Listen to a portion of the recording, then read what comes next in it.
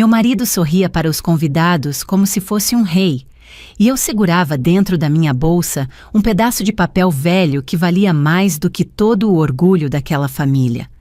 Naquela noite, no casamento da filha dele, eu não ia implorar respeito. Eu ia entregar silêncio, embrulhado em verdade.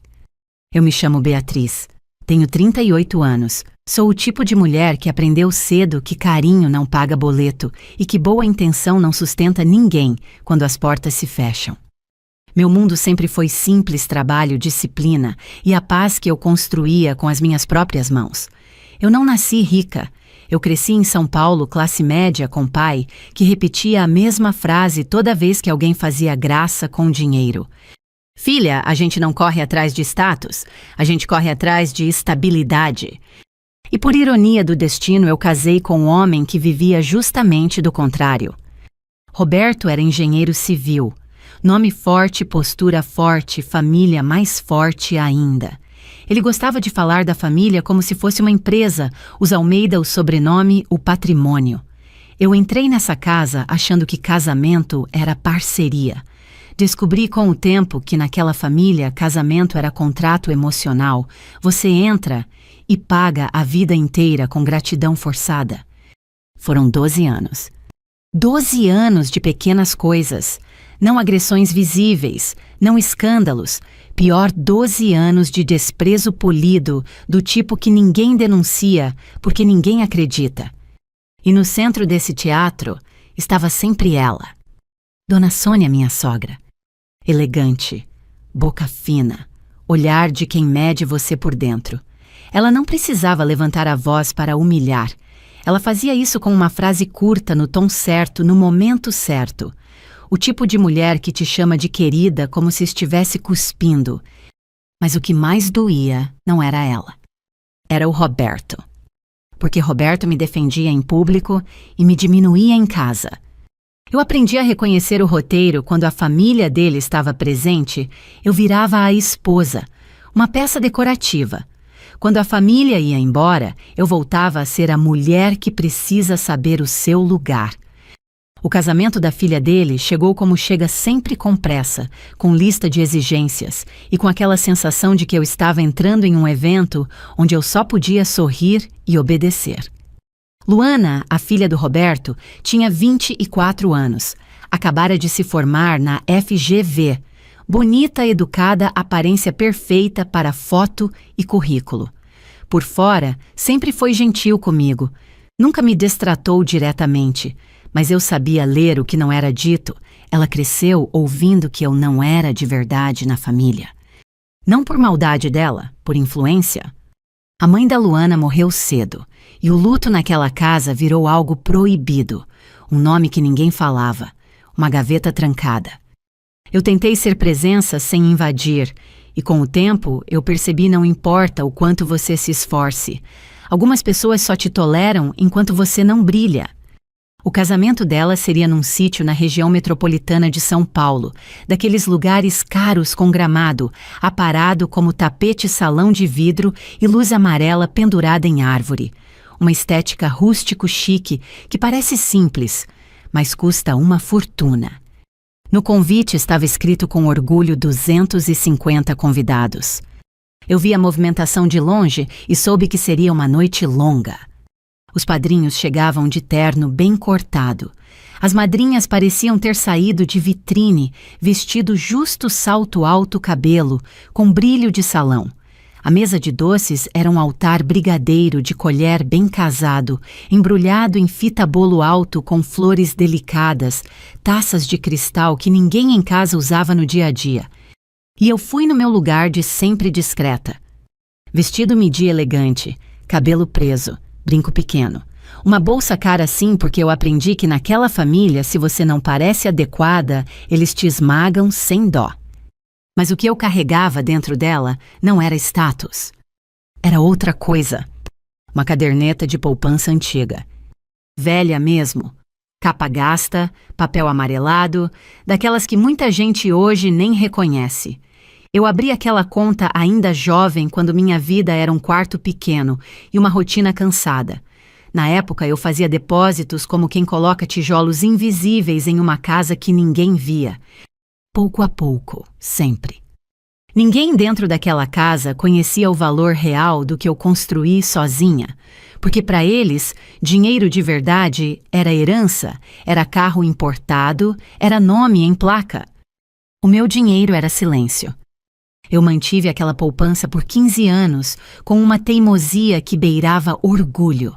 E o saldo, hoje, já passava de R$ 400.000, dependendo do mês da correção da maneira como você olha. Não era fortuna de novela, mas era o tipo de valor que muda o destino de alguém comum. E, principalmente, era o tipo de valor que revela quem está acostumado a fingir que tem. Eu não planejei aquilo para fazer show. Eu planejei porque eu conhecia a Luana. Ela estava prestes a se casar com um rapaz bom trabalhador, mas jovem. E eu sabia como começa aluguel móveis, prestação, cartão, parcelamento. A vida real chega cedo. Eu queria entregar a ela um começo sólido, algo que não dependesse do Roberto, nem da dona Sônia, nem da família. Eu queria que a Luana tivesse um lugar seguro, mesmo que ela nunca me desse amor de volta. Eu já tinha aceitado isso. O que eu não tinha aceitado era continuar sendo tratada como menos. A tarde caiu. A cerimônia terminou na capela do sítio com música bonita e foto de gente sorrindo demais. Eu vi Roberto cumprimentar convidados com aquela postura ensaiada de homem importante. Eu vi Dona Sônia circular como dona do lugar. Eu vi Luana posar com um vestido branco impecável, como se não tivesse dúvidas, como se tudo fosse só beleza. E eu vi em alguns momentos o olhar de Luana me procurar. Como quem procura aprovação. Ou como quem procura garantia. Eu não fui até ela antes do momento certo. Eu esperei. Eu sempre esperei. Quando começou a fase dos cumprimentos, quando os noivos ficam parados recebendo gente, eu senti a bolsa pesar no meu braço. Não pelo objeto, pelo que ele significava. Eu passei perto do bar. Vi o balde de gelo cheio de garrafas caras. Vi garçons segurando bandejas como se fossem parte do cenário. Vi uma madrinha rindo alto e o riso dela ecoou como uma coisa vazia. Eu ouvi Dona Sônia falando com uma tia sem perceber que eu estava próxima. Ela se acha, né, Dona Sônia disse baixinho, sempre com esse ar de mulher forte. Forte é quem nasce com patrimônio. A tia soltou um riso curto. Roberto também ouviu e não fez nada, só ajeitou a gravata. E ali naquele segundo eu entendi uma coisa simples naquela família eu poderia dar o mundo, e ainda assim seria chamada de coisa de fora. Eu respirei. O silêncio não doeu mais, virou ferramenta. Eu caminhei até Luana. Ela estava cansada, mas sorria para todos. Quando me viu chegando, o sorriso dela ficou mais contido, mais verdadeiro. Eu não falei muito, porque eu aprendi que em lugar com muita gente, palavra vira faca na sua própria garganta. Eu só segurei a mão dela por um instante. E senti que a mão dela tremia. A bolsa estava no meu braço, a caderneta lá dentro pronta. Eu ia tirar, entregar e sair de cena. Sem palco. Sem discurso. Só uma decisão. Foi quando eu vi Roberto se aproximar por trás do ombro dela. Ele olhou para mim. E o olhar dele não era de marido. Era de alguém que estava prestes a me impedir. A boca dele abriu como quem ia falar alguma coisa. E Dona Sônia chegou junto, sorrindo demais, perto demais com aquela energia de quem gosta de controlar a narrativa. Eu senti o ar mudar. E pela primeira vez naquela noite eu soube o meu presente não ia ser só um presente, ia ser um teste. E alguém ali não estava pronto para ele. Eu abri a bolsa devagar, sem pressa. Não porque eu queria chamar atenção, mas porque eu conhecia aquele tipo de gente, quanto mais simples o gesto, mais eles se irritam. Eles preferem o escândalo porque no escândalo eles conseguem te pintar como louca. No silêncio, eles não conseguem. Eu puxei a caderneta de poupança antiga. Ela parecia pequena na minha mão. Capa marrom, bordas gastas, um elástico fino prendendo as páginas. Coisa que você veria na gaveta de um avô, não numa mesa de presentes com fitas douradas. Luana olhou para o objeto com um susto leve, como se tivesse reconhecido alguma coisa sem saber o quê. um reflexo, uma memória que não chegou inteira. Eu aproximei e coloquei na mão dela. A minha voz saiu baixa, simples. É um começo sólido. Só isso. Eu não fiz discurso sobre vida, não falei de amor, não tentei ganhar aplauso. Luana segurou a caderneta com cuidado e por um segundo o rosto dela amoleceu. Aquele tipo de emoção discreta que nasce quando alguém te dá algo sem pedir nada em troca. Mas dentro daquela família, nada tinha permissão de ser puro por muito tempo. Roberto apareceu no mesmo instante como se estivesse esperando exatamente esse momento. Ele nem perguntou, nem tentou entender, só tomou. Ele arrancou a caderneta da mão da filha com uma rapidez que parecia mais raiva do que surpresa e levantou o objeto na altura do rosto como se estivesse segurando uma prova de humilhação. Os olhos dele passearam pela capa, depois pelo meu vestido, depois pela minha cara. O sorriso veio torto. Um sorriso de homem que gosta de ter plateia. O barulho do salão continuava música sertaneja baixinha, taças, se chocando risos. Mas naquele pedaço de chão, bem ali, o ar ficou pesado. Roberto falou alto o suficiente para as pessoas próximas ouvirem. Isso aqui, sério. Dona Sônia se aproximou ao lado dele com taça de espumante na mão, brilho de festa no rosto e veneno no tom. Ela olhou a caderneta como se olhasse uma coisa suja. Os padrinhos mais próximos diminuíram o sorriso. Alguns fingiram mexer no celular. Um garçom passou e fez de conta que não viu nada. Roberto deu uma risadinha curta e virou o corpo na direção do bar onde o balde de gelo estava cheio de garrafas caras. Eu vi o rótulo laranja de um champanhe que eu nunca compraria não por falta de dinheiro, mas por falta de vontade de provar algo para alguém. Ele caminhou 2 passos. Eu não o segui, eu só assisti. A mão dele foi firme e certeira, como se aquilo fosse um gesto ensaiado. E então, sem hesitar, ele jogou a caderneta dentro do gelo entre as garrafas e as pedras transparentes. O som foi pequeno, um ploque molhado.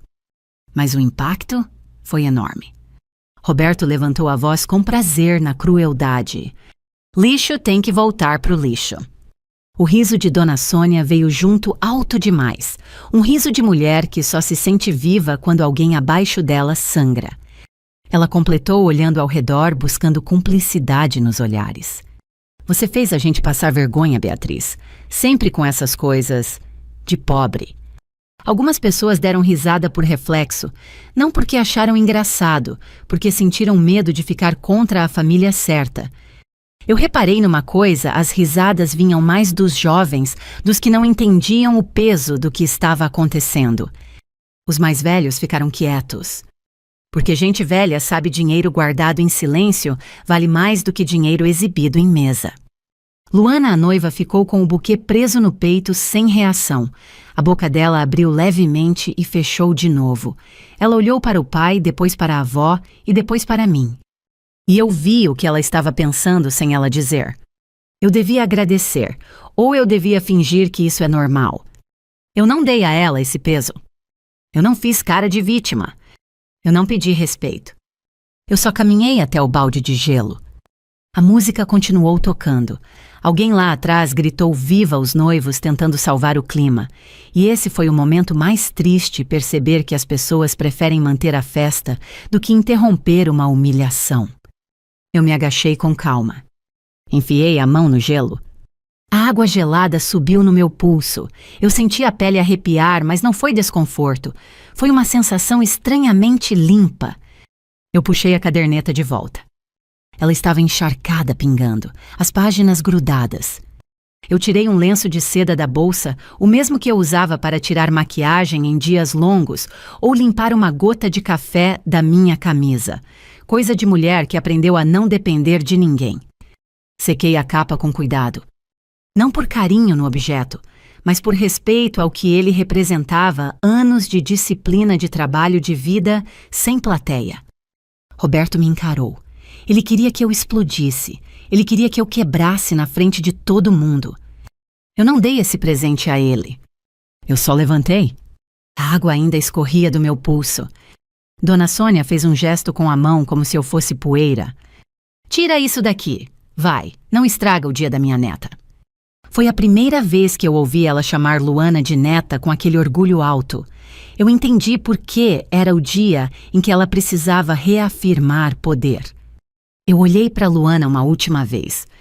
Ela não falou nada, mas os olhos dela estavam diferentes. Não era gratidão, ainda não. Era algo mais confuso. Um tipo de medo misturado com curiosidade. Como se ela tivesse percebido que o que estava sendo jogado no gelo não era coisa de pobre. Era algo que mexia com o pai dela. E isso dentro daquela casa era raro. Eu virei as costas. Caminhei pelo salão sem pressa. Eu senti olhares queimando nas minhas costas. Alguns de pena, alguns de julgamento, alguns de prazer. Eu passei pela mesa de doces onde o brilho dos bem-casados parecia insulto. Passei pelos carros no estacionamento brilhando como medalhas Porsche, Range Rover, SUV enorme. A vida inteira naquela família era assim aparência como armadura. Eu cheguei ao portão do sítio. Do lado de fora, num canto mais escuro, havia um homem sentado sob uma árvore. Magro cabelo grisalho, jaqueta velha, um saco plástico ao lado. Ele observava o movimento como quem aprende a sobreviver, olhando o que não é dito. Aquela cena era comum demais em São Paulo para fingirem que não existe. Eu caminhei até ele. Ele me olhou com desconfiança imediata, como quem já foi enganado por caridade falsa. Dona... Desculpa, eu não tô pedindo. Eu não deixei ele terminar. Eu estendi a caderneta. A minha mão estava firme. Isso é seu agora. Ele piscou sem entender. Os dedos dele tremiam quando tocaram no objeto molhado. Mas, isso aqui... Eu assenti uma vez só. Sem explicação, sem história, sem emoção forçada. Ele olhou em volta com medo de alguém vir arrancar da mão dele. Eu sabia que viriam. Só não sabia quanto tempo levaria. E eu não fui embora com raiva. Eu fui embora com uma sensação muito mais perigosa com Trolley. Porque naquele minuto eu entendi que a humilhação deles tinha aberto uma porta. E quando uma porta abre, o vento entra. Eu dei 2 passos para trás, já virando para voltar ao salão. E ouvi lá dentro o som que eu reconheci sem precisar ver. O barulho de gente correndo para não perder algo. Eu voltei para dentro do sítio como se nada tivesse acontecido. Era isso que mais incomodava naquele tipo de gente, quando a sua humilhação não consegue te tirar do eixo. A música ainda tocava. O sertanejo seguia no volume certo, como se a festa tivesse vida própria e ninguém tivesse coragem de admitir que alguma coisa tinha quebrado. Garçons passavam com bandejas cheias, sorrisos treinados, olhos desviando. Mesa de doces intacta, bolo intocado, fotos sendo feitas. Por fora tudo igual. Por dentro eu sentia o ar diferente. Quando você vive tempo demais numa casa, onde tudo é aparência, você aprende a detectar o instante exato em que o verniz começa a rachar. Não é um grito, não é um tapa. É uma mudança pequena, gente falando mais baixo, uma madrinha olhando para o outro lado, um padrinho deixando o copo parado. Eu caminhei até um canto mais discreto perto das mesas como se eu só quisesse respirar. Dona Sônia continuava no centro rodando como uma rainha em território próprio. Roberto também. Ele ria alto demais, abraçava gente demais, fazia questão de mostrar que estava bem. Mas eu reparei numa coisa que quase ninguém percebeu. Ele passou a mão no bolso do paletó 3 vezes em menos de 1 minuto. Não era vaidade. Era nervo. Luana estava com o noivo perto da pista. Ele tentava manter o clima, sorria para as fotos, falava no ouvido dela.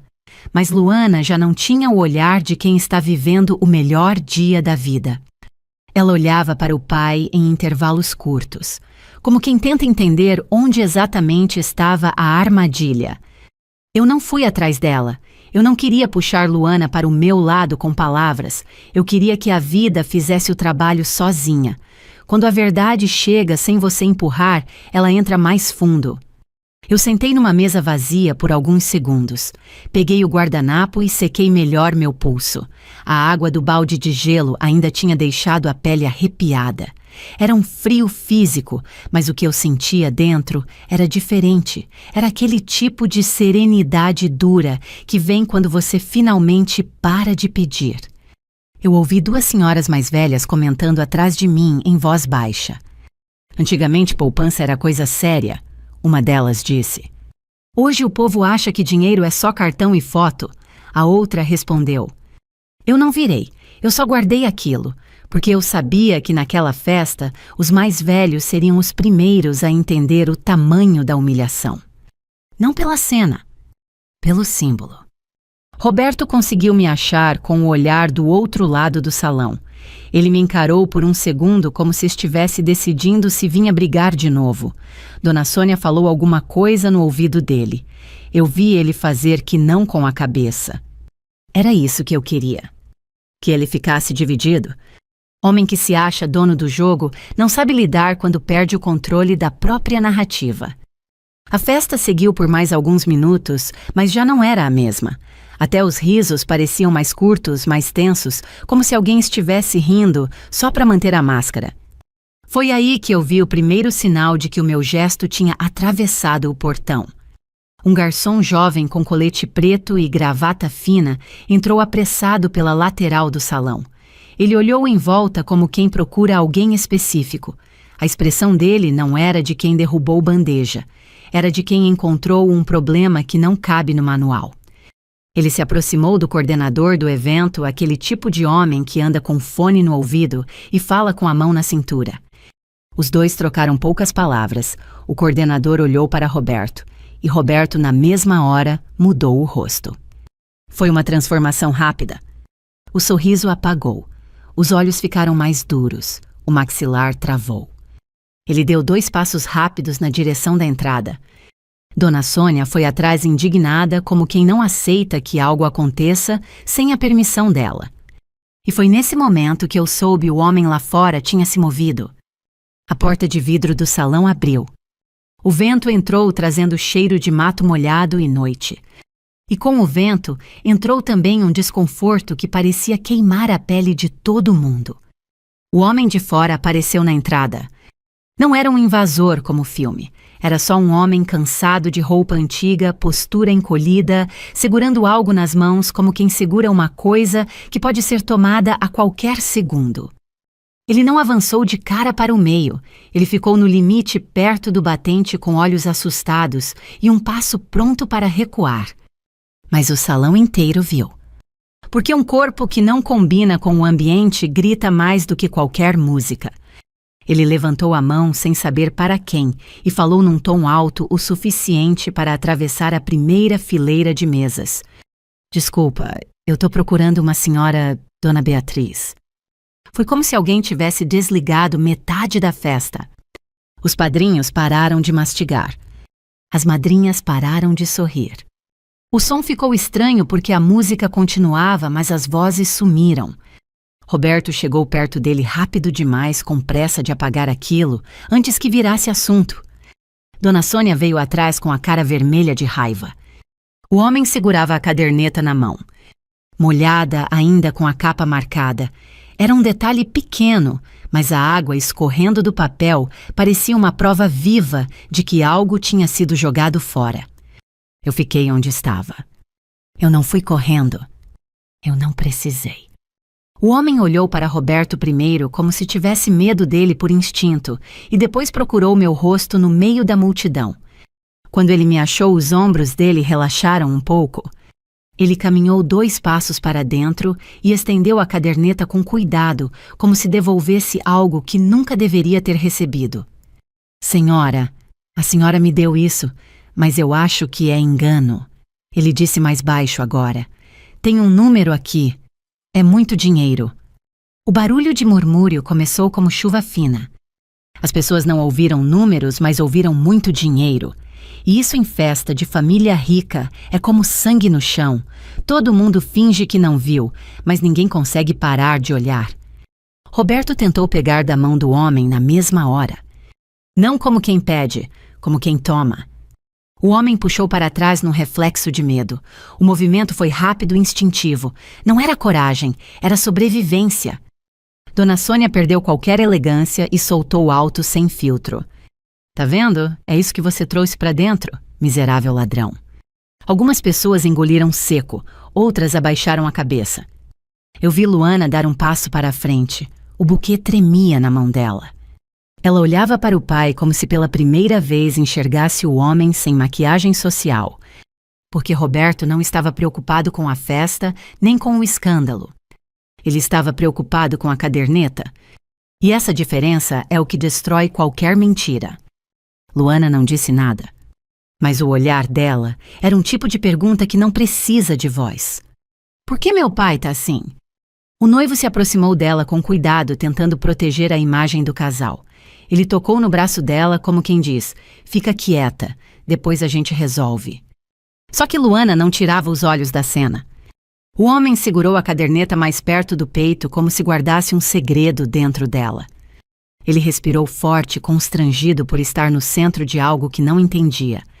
Eu não queria confusão, ele murmurou. Eu levantei devagar. Não rápido, não teatral. Quando eu fiquei de pé, o salão inteiro me olhou como se esperasse que eu gritasse, acusasse e desabasse. Eu não dei isso. Eu caminhei até a entrada e parei a uma distância respeitosa do homem. Peguei a caderneta com 2 mãos com calma, e naquele silêncio eu fiz o gesto mais simples do mundo. Coloquei o papel molhado na minha própria palma como se fosse só um objeto. Mas todo mundo ali sabia que não era só um objeto. Roberto tentou manter o controle da voz, mas falhou. A palavra saiu como uma cuspida. Você enlouqueceu? Eu encarei ele por 1 segundo e não respondi. Porque minha resposta não precisava de som. Ela estava na cara dele. Quem enlouqueceu foi quem jogou fora. Dona Sônia deu um passo na minha direção ofegante de raiva. Você tá fazendo isso de propósito. Você quer acabar com o casamento da minha neta? Eu olhei ao redor. Vi os convidados segurando o olhar como quem segura prato para não cair. Vi gente gravando escondido. Vi gente sussurrando poupança antiga. Quanto será essa mulher? É quem trabalha. Ele não tem nada. E eu vi uma coisa importante. A festa já tinha acabado por dentro. O resto era som. Luana, ali na frente de todo mundo, apertou o buquê e falou quase sem voz. Pai, isso é dela? Roberto travou. E quando um homem travou diante da própria filha, é porque a mentira ficou grande demais. Eu senti que o meu plano avançava sem eu mover um dedo. O salão começou a se dividir em 2 tipos de pessoas, as que defendem o poderoso por hábito e as que reconhecem a verdade por instinto. Eu virei levemente a caderneta na mão, como quem confere um detalhe, e percebi o que realmente importava ali. Não era a poupança. Era o fato de que Roberto tinha construído a masculinidade dele em cima da ideia de que eu era menos. E agora, diante de todos, ele estava sendo forçado a encarar que o menos tinha mais chão do que ele. Roberto deu mais um passo mais agressivo e esticou a mão de novo como se pudesse tomar à força. E eu entendi que a próxima cena não seria mais sobre humilhação, seria sobre desespero. Roberto esticou a mão de novo. Não era mais o gesto de um pai corrigindo uma situação, era o reflexo feio de alguém que viu o próprio controle escapar pela fresta. Eu segurei a caderneta firme, mas não puxei para mim como quem disputa. Eu só não entreguei. O homem que eu tinha encontrado no portão magro grisalho com uma vida inteira nos ombros recuou um passo, não por covardia, por instinto. Quem vive na rua aprende rápido quando o rico perde a compostura, a culpa sempre cai no pobre. Roberto tentou agarrar o pulso dele. O homem se encolheu, mas levantou o queixo num esforço raro. E então ele disse uma frase simples, feia de verdade, sem enfeite. Eu já tirei foto, já mandei pro meu sobrinho. Ele entende dessas coisas. Não foi ameaça, foi defesa. O salão inteiro ouviu tirei foto como se tivesse ouvido não dá mais para apagar. Roberto congelou por meio segundo. Só meio. Depois veio o pânico disfarçado de autoridade. Ele virou o rosto para os convidados, tentando encaixar uma versão que não o colocasse como vilão. Mas eu estava olhando para ele de perto. E eu conhecia aquele homem melhor do que qualquer padrinho ali. Eu reconheci quando ele calcula rápido, quando ele escolhe palavras para salvar a própria imagem, quando ele tenta transformar culpa em indignação. Dona Sônia do lado subiu um tom. Ela não sabia recuar, ela só sabia esmagar. Isso é armação, ela gritou. Essa mulher sempre foi desequilibrada, sempre quis aparecer. As pessoas mais novas ficaram tensas sem entender direito, mas os mais velhos ficaram com aquele silêncio pesado de quem já viu esse filme em família. Uma tia de cabelo branco bem penteado sussurrou perto da mesa. Caderneta antiga não é brincadeira, não. Um senhor com bigode, daqueles que sempre tem opinião sobre tudo, falou baixo para a esposa. Isso aí é dinheiro de verdade, não é cartão com limite. Eu não precisei dizer nada. A geração deles dizia por mim. O mestre de cerimônias lá na frente percebeu que a festa estava escorrendo pelos dedos. Ele baixou a música tentando organizar como se alguém organizasse uma humilhação dessas com um microfone. Os garçons ficaram parados com bandejas no ar sem saber se serviam ou se desapareciam. Luana estava imóvel, o buquê apertado, o rosto pálido. O noivo do lado tentava segurar o braço dela, mas era como segurar alguém que acabou de descobrir que a própria casa tinha um buraco. Eu senti o olhar da Luana em mim, não como carinho, não como gratidão. Como pergunta. Como medo. Como se ela estivesse olhando para uma porta que nunca tinha visto dentro da própria história. Roberto voltou a mim mais baixo agora, tentando resolver com a voz que ele usava em casa, a voz do "vamos conversar", quando na verdade ele queria mandar. Beatriz, para com isso. Você quer o quê? Eu encarei sem pressa. O salão inteiro esperando o barraco. E eu entreguei exatamente o oposto. Eu falei uma frase só, curta, fria, do tamanho certo para entrar na cabeça de quem estava assistindo. Você chamou de lixo e agora está correndo atrás. Foi como se eu tivesse colocado um espelho na frente dele. Roberto deu um sorriso duro, tentando transformar aquilo em provocação minha. Mas ninguém ali era mais bobo. Dona Sônia, irritada por sentir o chão escapar, apontou para mim como se eu fosse um vírus. Ela quer dinheiro. Sempre quis. Essa mulher entrou nessa família para isso. Eu poderia ter respondido com 1000 coisas. Eu poderia ter lembrado a Dona Sônia de todos os jantares em que ela me tratou como empregada bem vestida, de todas as vezes em que eu paguei coisas calada e ouvi que eu não ajudava em nada, de todas as piadinhas sobre pobre metida. Mas eu não precisava, porque o que derruba gente assim não é a sua explicação, é a sua calma. Eu fiquei quieta, e a quietude virou acusação. Roberto tentou retomar o controle de vez, levantando a voz para o homem. Você sai daqui e devolve isso agora. O homem segurou o próprio peito, não a caderneta, como quem segura coragem, e repetiu teimoso. Eu não vou ficar com isso se não for meu, mas eu já mandei foto. Eu só não quero confusão. E foi nesse instante que um detalhe pequeno aconteceu e mudou tudo. Uma senhora elegante, madrinha antiga da família, deu um passo à frente. Ela tinha aquela postura de quem não precisa gritar para ser ouvida. Cabelo arrumado, vestido discreto, olhos firmes de mulher que já criou filhos e enterrou o orgulho de marido. Ela olhou para Dona Sônia primeiro, depois para Roberto. E disse em voz normal que atravessou o salão melhor do que microfone. Vergonha não é uma caderneta velha, Dona Sônia. Vergonha é humilhar quem trabalha. O silêncio que veio depois não foi vazio. Foi cheio. Cheio de concordância engolida. Cheio de gente finalmente se permitindo pensar. Roberto ficou vermelho. E quando o homem fica vermelho em público, é porque a máscara dele está caindo. Eu senti que era a hora do meu plano avançar mais um passo, não com escândalo, mas com verdade simples. Eu levantei a caderneta um pouco sem mostrar números, sem virar para a câmera. Só o suficiente para que os mais velhos reconhecessem a capa e o peso daquilo. Eu construí isso sozinha, eu disse sem drama, um pouco por mês, por anos. Não falei 400 mil, não precisei. O valor real naquele momento não era o saldo. Era o fato de eu ter construído alguma coisa. E o Roberto ali na frente de todo mundo ter tentado jogar fora.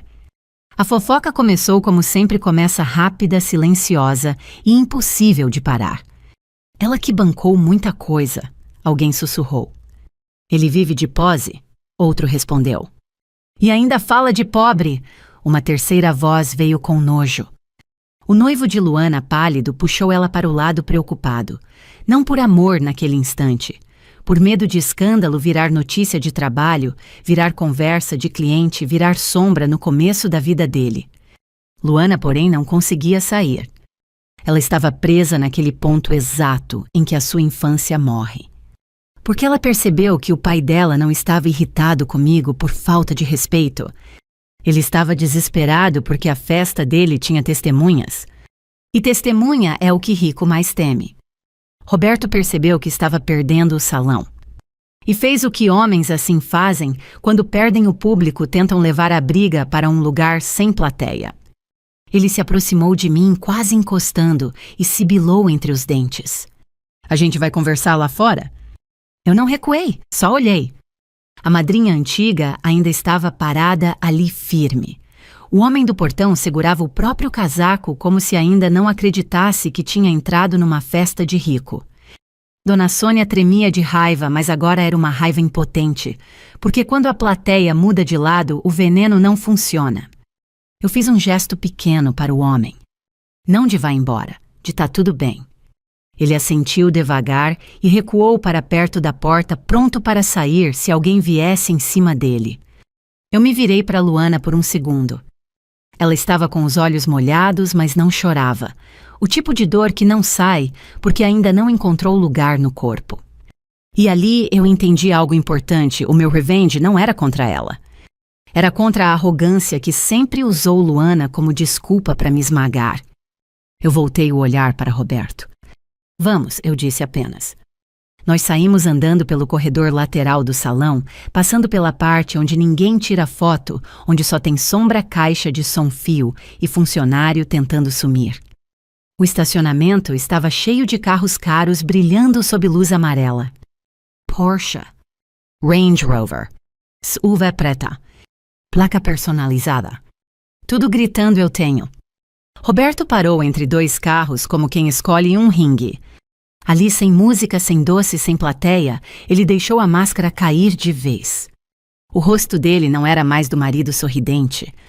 Era do homem que percebeu que pode perder o que mais ama, a imagem. Ele passou a mão no rosto e soltou rápido baixo. Você quer acabar com a minha vida? Eu olhei para ele com a mesma calma de sempre. Você acabou com a sua vida quando me tratou como lixo. Ele respirou forte e irritado. Para de fazer cena. Quanto você quer? A pergunta dele foi a coisa mais reveladora da noite. Ele não perguntou por quê. Ele perguntou quanto. Eu fiquei em silêncio por um segundo. E nesse segundo eu senti que o final já estava escrito. Porque homem que acha que tudo se resolve com dinheiro não sabe o que fazer quando encontra dignidade. Roberto tentou se aproximar mais, os olhos brilhando de pânico. Beatriz, a gente resolve. Você fica quieta. Eu peço desculpa. Eu faço uma coisa boa para você. Eu não sorri.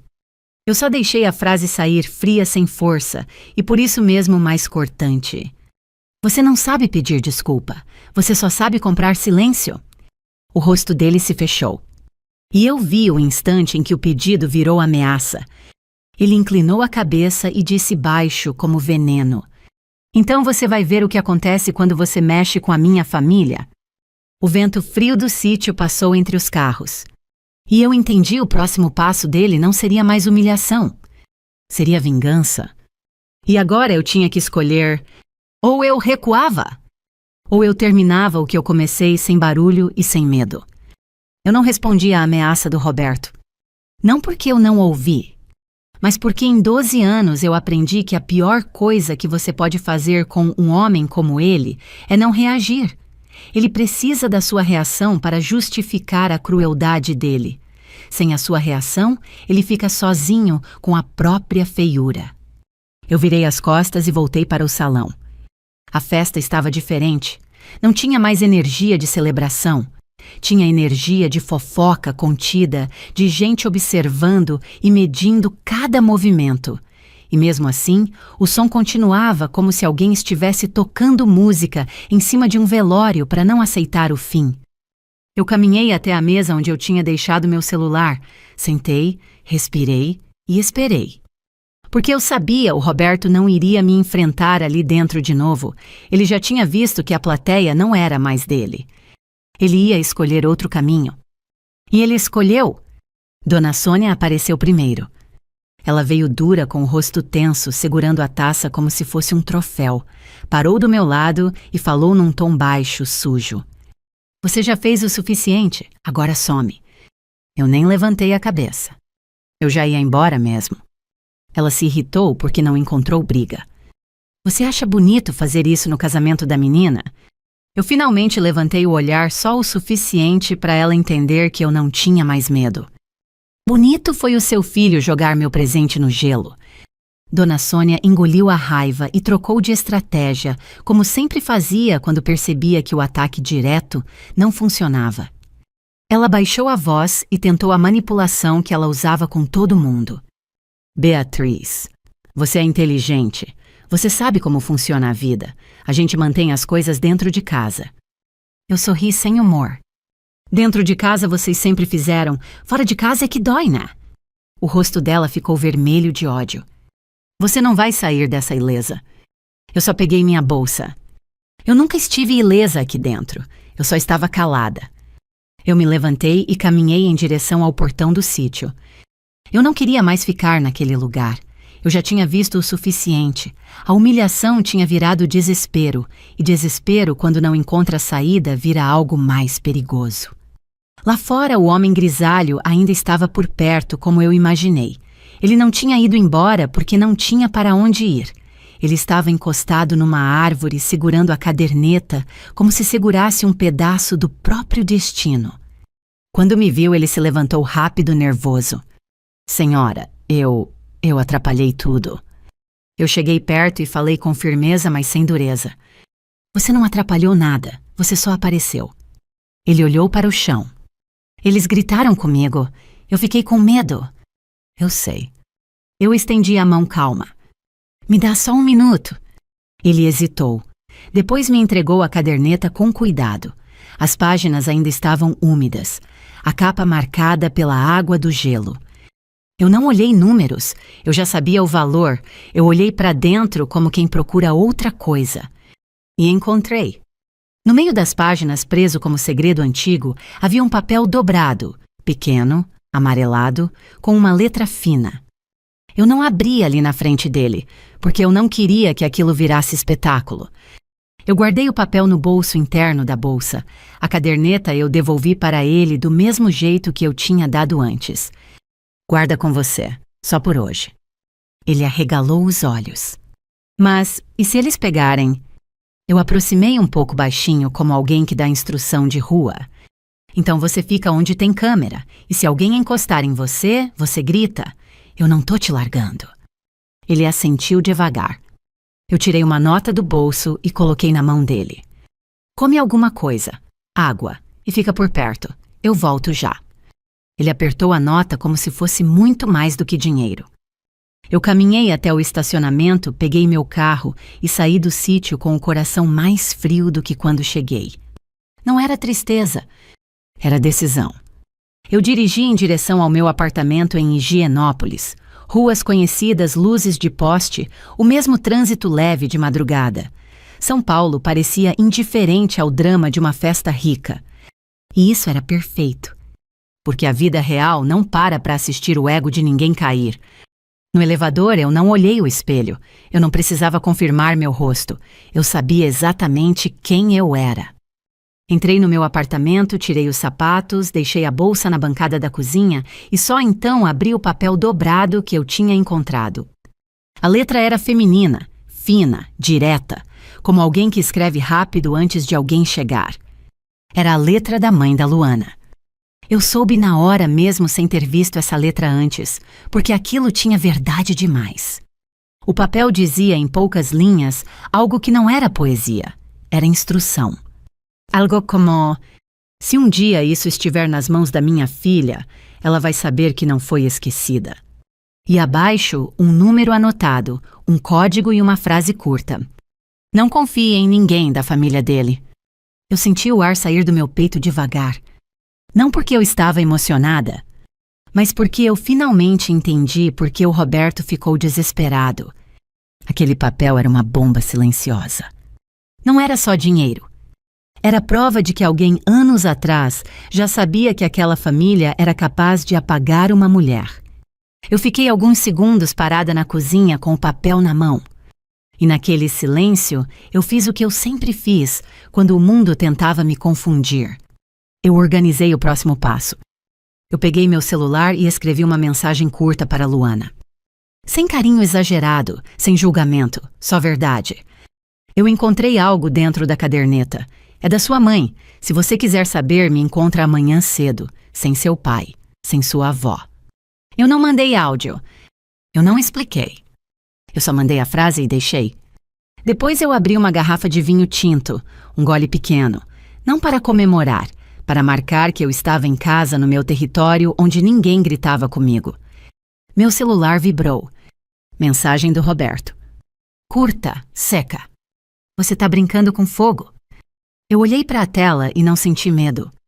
Eu apaguei. Bloqueei. E fui até a janela. São Paulo lá embaixo era só luz e distância. Um monte de gente vivendo a própria vida sem saber do drama em um sítio caro. Eu respirei e pensei fria. Eles escolheram o lixo, eu escolhi a dignidade. Na manhã seguinte eu sabia que Luana ia aparecer.